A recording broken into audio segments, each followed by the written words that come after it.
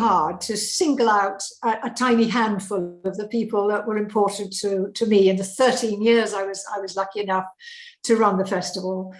You know, it is a long time ago now. It's almost 40 years since I started my stint in 1982. Anyway, fortunately, there are enough people still here from that time. I'd love to greet a lot of them, but we just don't have time to include that. So I've settled on a stage director, Francesca Zambello, a production manager, Alex Reedijk, and a Wexford man, KC Whelan. And I'm going to start with you, Francesca.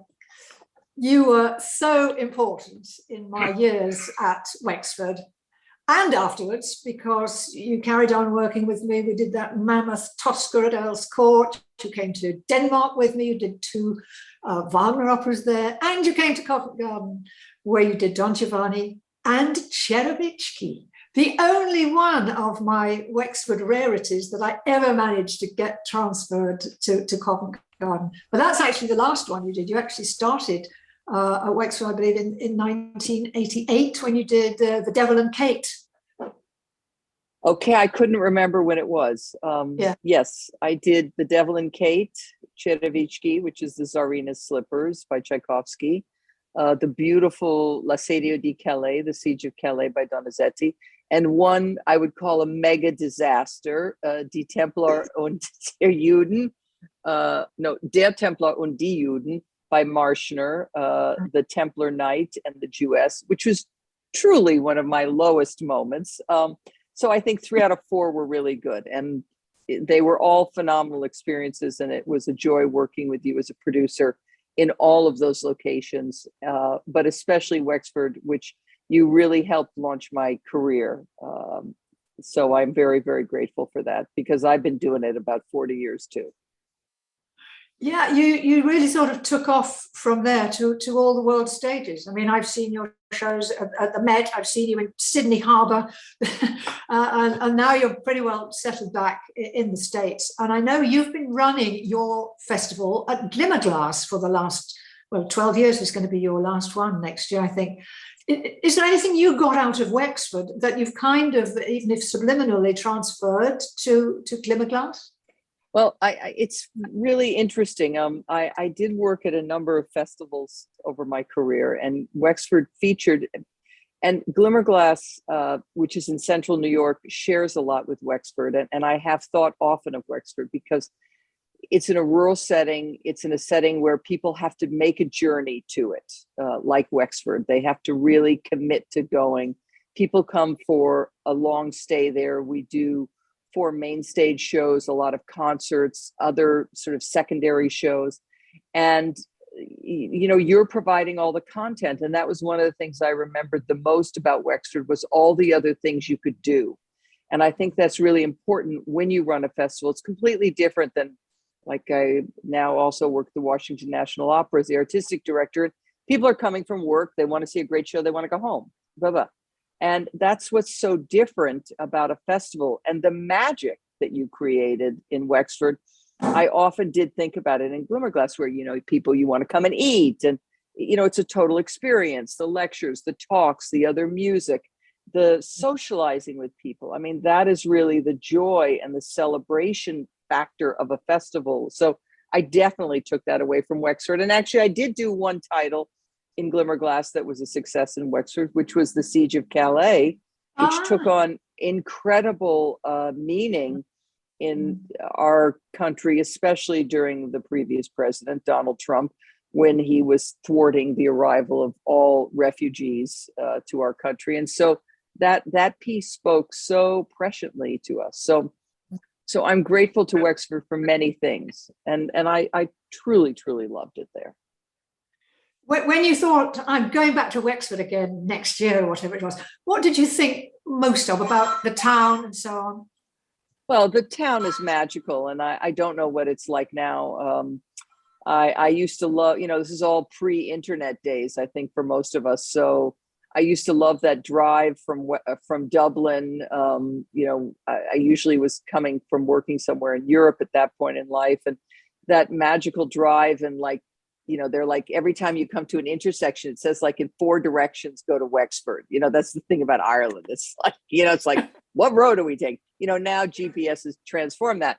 And then of course, getting there and what I loved was sort of by the time I've been there a couple of times, you always hired an international group, but I know that, the Irish, they have a fondness for Americans and we love them, of course, so many people have Irish heritage here. And so I loved going down the main street and people would recognize you and talk to you and remember you. And of course, you had that amazing group of young artists, but also there was always the local chorus. And I loved the local chorus and their incredible commitment.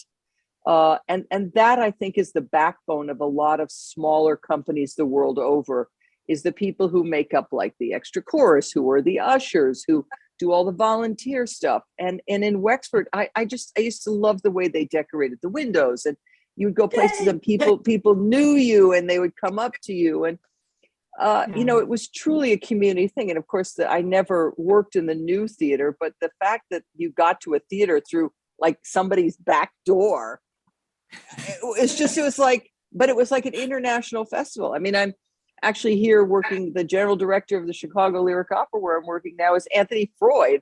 And he said to me, he at that point ran Welsh National Opera. And he said, well, of course, I first encountered you in Wexford, where so many people, many people make that pilgrimage. And so I love the community spirit. And I think it's interesting. And I'm sure we've all experienced this. Through COVID, we have come back to the notion of community and the arts having incredible relevance and connection. And I think that was something that was so profound there. Yeah, it's so sad that Rosetta's first festival has to be this one, and so the mass of people that would have loved to be there supporting her in her first festival, it just couldn't happen. My heart is always in Wexford at this time of year. I just, there's something that says go west, you got to go back to Wexford, and it just wasn't possible. So that's a great shame. But Alex, I'm going to ask you. You had a similar experience. You started to come to Wexford, and then you got hooked, and then you came back, and you came back. Were you always? Or was the first time you came? Were you already production manager, or were you on the stage crew first? No, I started off as a production manager, Elaine, after Nigel Reynolds had taken poorly. Oh, yeah. Okay. And I think there was a bit of a movement amongst the crew. I think Perrin Leach, who has just taken over Canadian Opera, had been at Houston Opera, was on the head of lighting at Wexford Festival, and Danny Holmes, who, funny enough, is on tour with the new iteration of the Irish Opera as we speak. And the pair of them, as I recall, approached you to say, look, if Nigel's not well, I think you should probably talk to Alex Reedijk, because I was just fresh from adventures in Dublin with what was then the Dublin Grand Opera Society. So there's a sort of intermeshing of all of our Irish opera lives on this gathering today, Elaine. So now you're reminding me of stuff that I absolutely forgotten. Hang on, the phone's making a funny noise.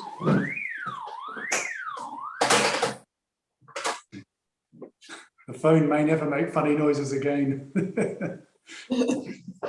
I've unplugged it, so it can't do that anymore. No, what you just said is quite extraordinary. The number of people who were on that stage crew or working backstage who emerged as future leaders. You've been running Scottish Opera now for I don't know how many years.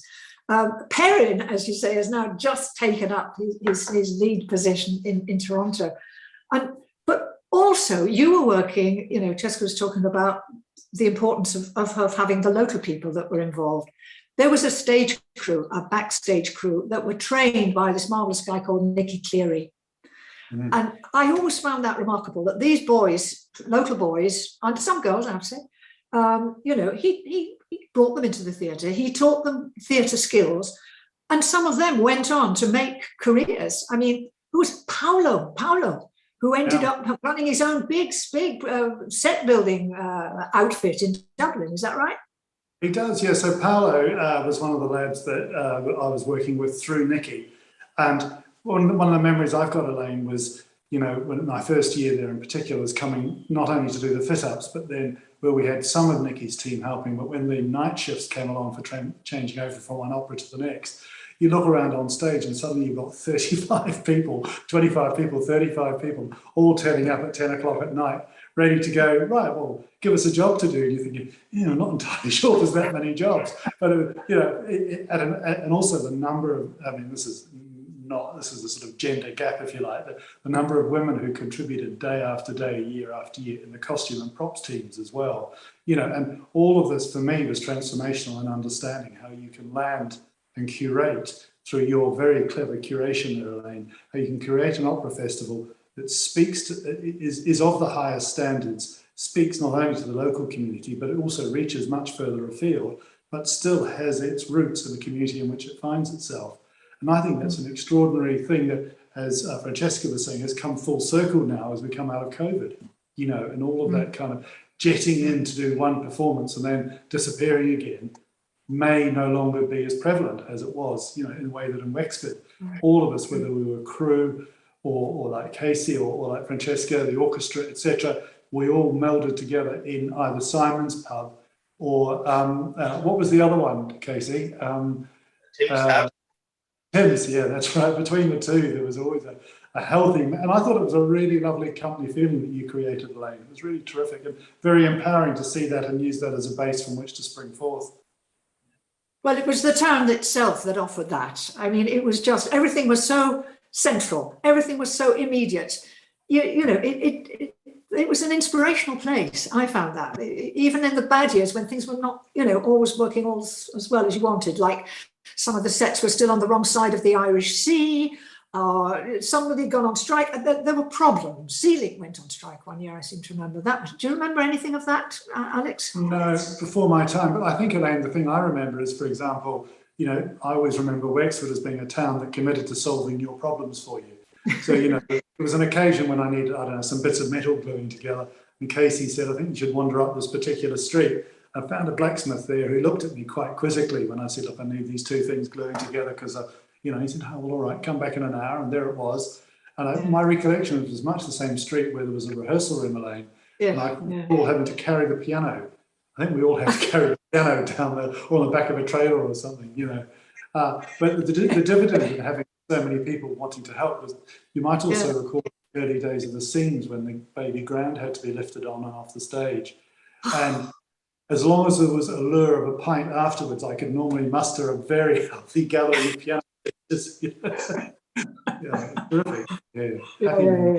Yeah. Casey, your name keeps coming up, and I must say you were one of my earliest contacts in Wexford because we actually worked side by side in my first years. You were the festival administrator, so we had a professional relationship that's turned into a long-standing friendship. We used to have all sorts of jobs that we had to do together. I remember particularly we were responsible for creating the festival program book. Do you remember all that?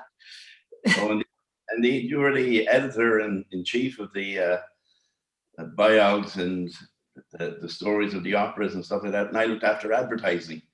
That's right. The printers were actually in Kilkenny, which is approximately 60 miles away.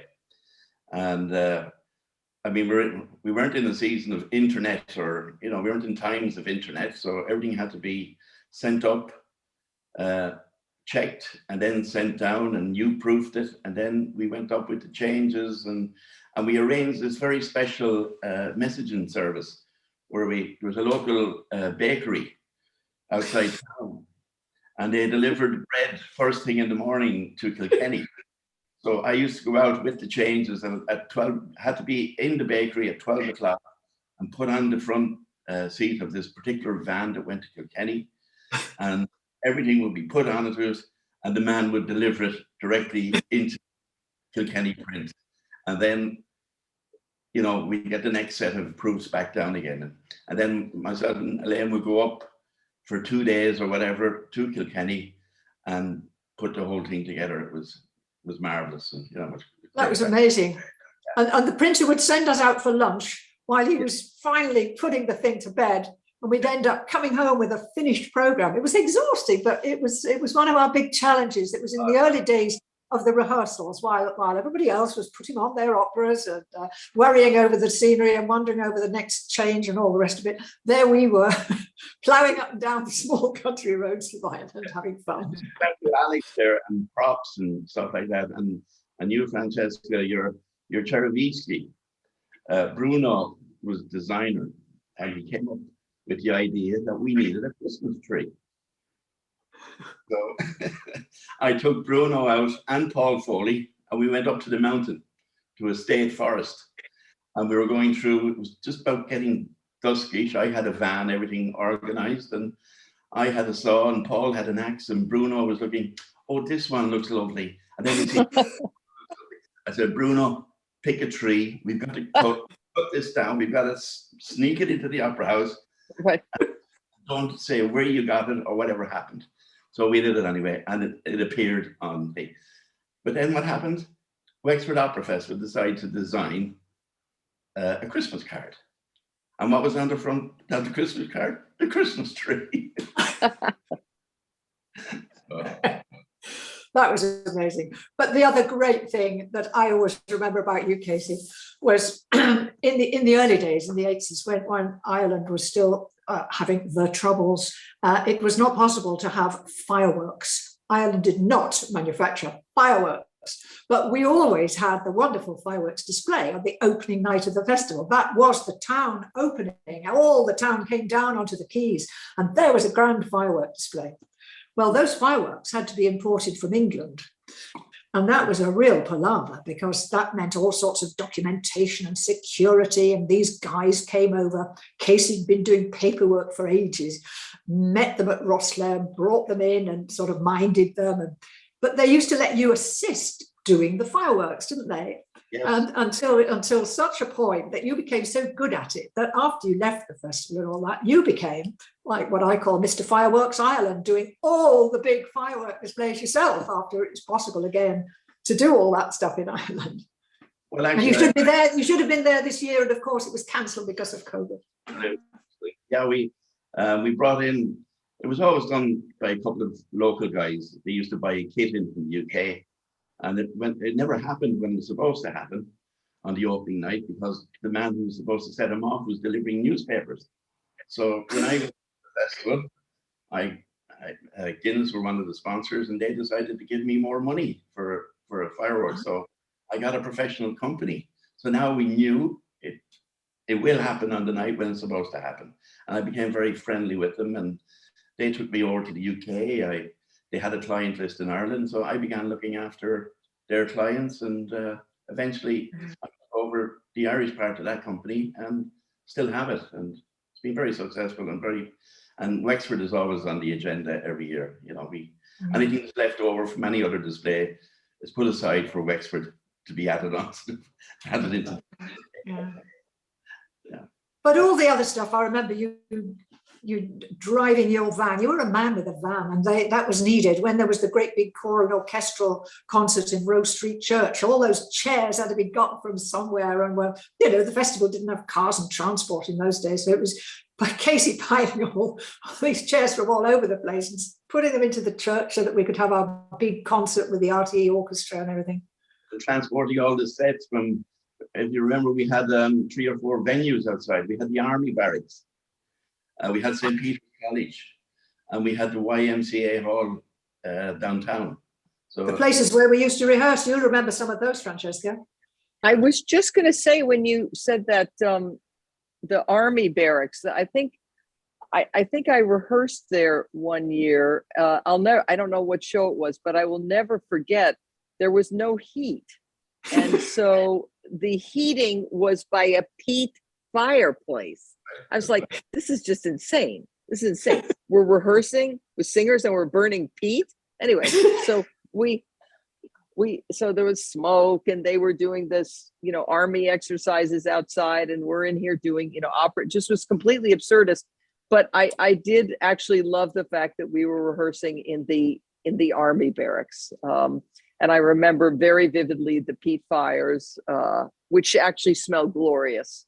And are very evocative of Ireland. Absolutely. Yeah, we worked in a lot of different venues, and I think, you know, again, that's part of that whole community spirit, which is absolutely magical.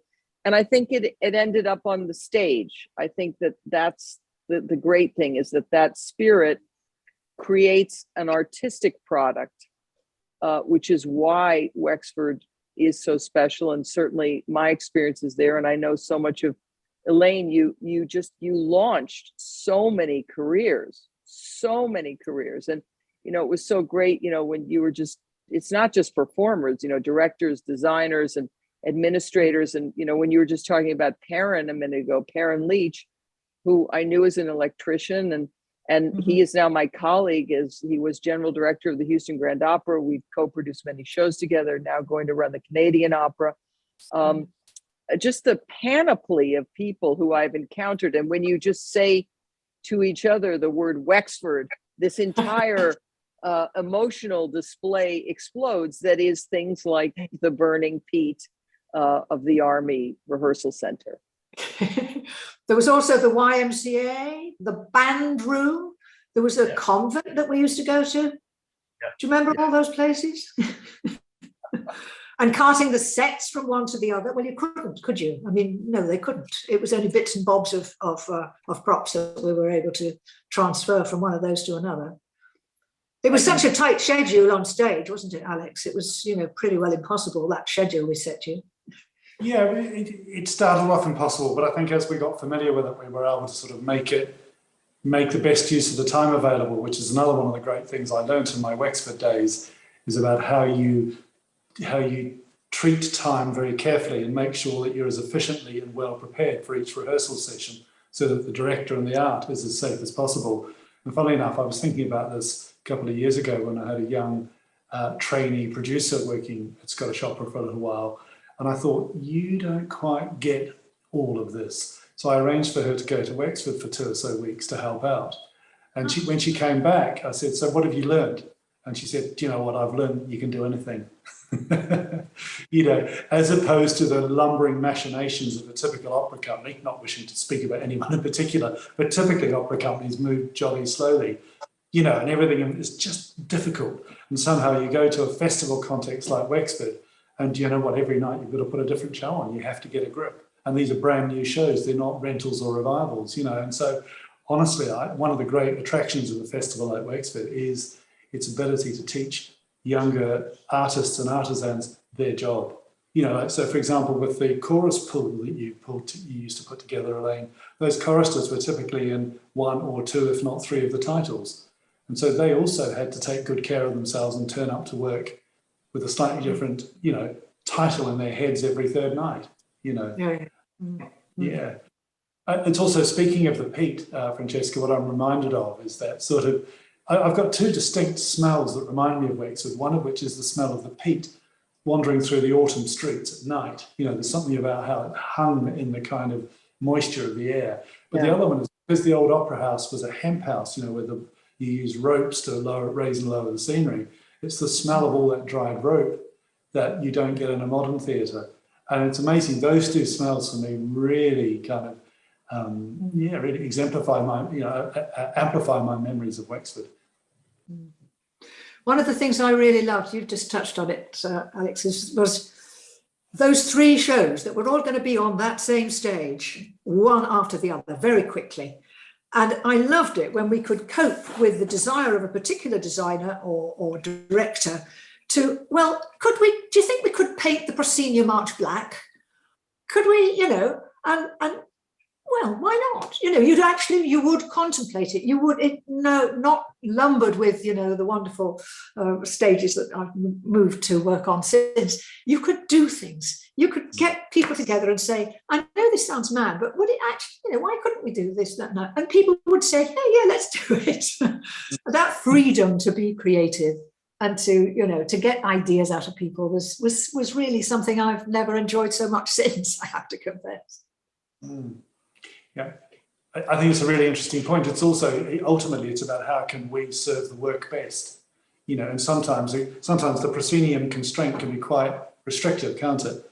And actually Wexford was one of the places where you could be incredibly playful around all of the obvious constraints and restrictions. Exactly. Yeah. I also love the fact that, I mean, reflecting on those years and also subsequent years coming back as an audience member, I just love the fact that everyone is quite open about that not every production is always going to work.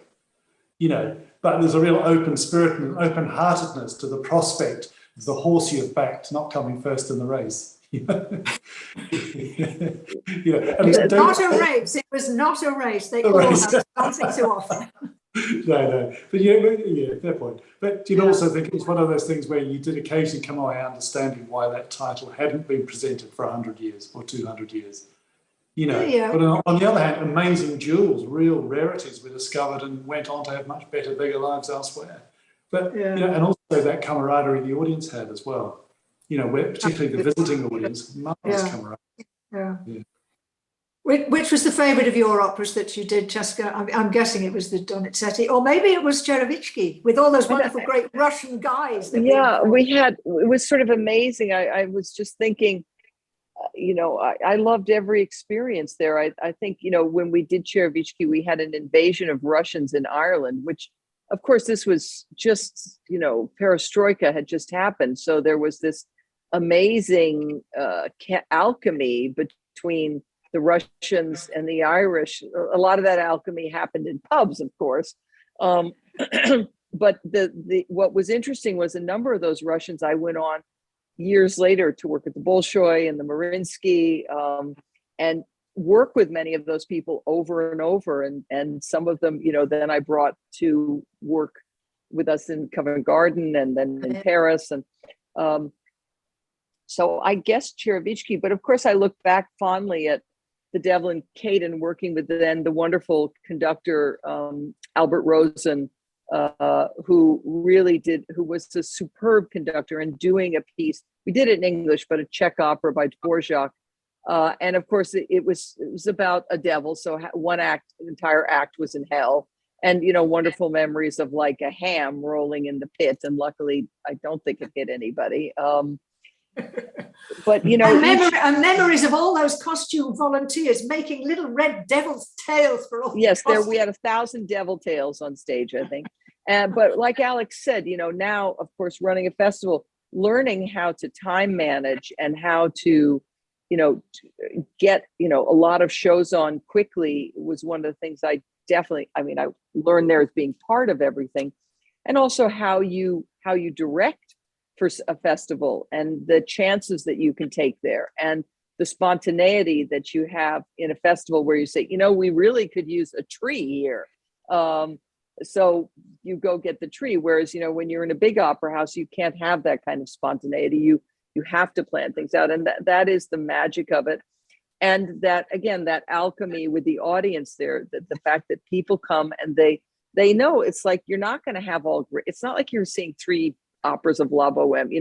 You might, people always going away saying, oh, that was my favorite, this is my favorite, this or that. And that those discussions were so wonderful. And, you'd have breakfast in White's Hotel the next day and somebody would be talking about it. And, you'd get in these discussions. And I think that openness in a smaller festival is really something that is to be treasured. And I'm sure that now, with new leadership that will, I hope, that will continue, that spirit will continue. And I don't know, my favorite, it would be impossible to say because so many great performers I met in all those operas, many who've gone on to great careers, and designers and directors, and the conductors, all truly, truly magical experiences. I'm so glad you mentioned Albert Rosen, because, he was there for my first 8 years. Albert conducted one of the operas because he was the chief conductor of the RTE Symphony Orchestra. And, he used to spend his summer holidays cleverly reducing the scoring of a big opera to make it possible to perform it with the less than 40 players, which was all he could get into the pit. So I was always grateful to him for that. And of course, he's long gone. And another long gone friend, of course, from Wexford was dear Jim Golden, who was the boss of the box office. But for me, he was the chairman who appointed me as artistic director and became a very, very dear friend until he died in 2013. But I still have my Wexford friends, and that's, as you say, Francesca, you go back and you meet people you know, and they're so welcoming. And Casey's remained one of those all these years. And one thing about you, Casey, is that you live in a house that has a garden that goes right next to the race course. And one of the things you introduced me to is the fact that there is something called the Wexford Races. And an awful lot of people never find that out. But coming to your house with, being with your family, and we'd go out into the garden and stand on a couple of chairs, and the horses would come thundering past because the Wexford Races were on. That was a great thing you introduced me to. 2 mile start is literally outside my front door. So the horses would gather around there and you'd come up and have a look, and, we'd have something to eat there, and it was a day out away from the toil of the opera house.